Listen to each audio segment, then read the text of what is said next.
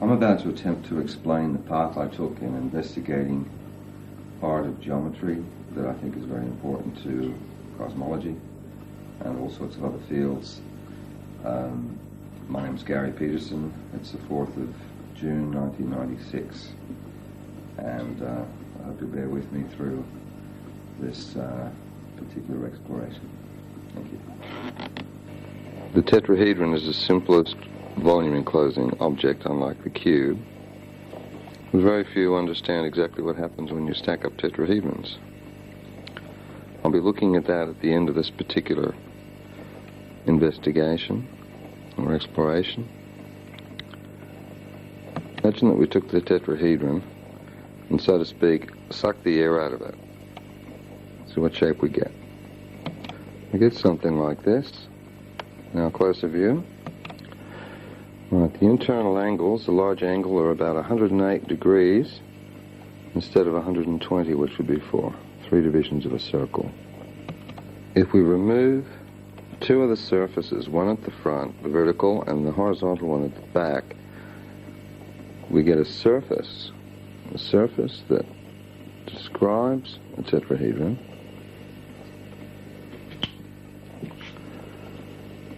and yet is a surface.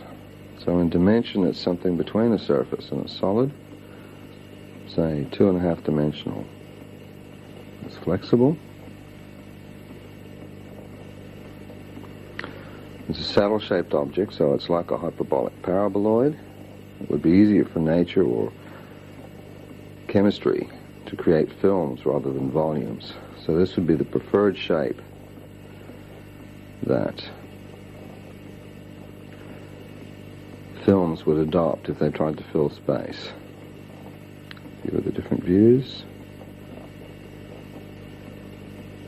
Shows the center of the tetrahedron, the 4 axes from the center, and from this side looks like a square with 2 diagonals. This square or cube mimicry recurs throughout the geometry that I'll be discussing. From this object you can create what's called saddle geometry, or Schlegel surfaces, and create hyperbolic geometry, one of the 2 non-Euclidean geometries. They say that if the fundamental geometry of the universe is hyperbolic, which would be based on building up with these units, the universe continues to expand. If it's Euclidean or cubic, that it'll be neutral, and if it's elliptical, which is not the other non-Euclidean geometry, then it will stop its expansion and collapse. So geometry relates to cosmology in some very important ways.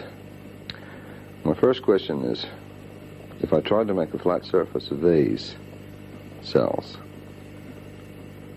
what would I get? Let's see.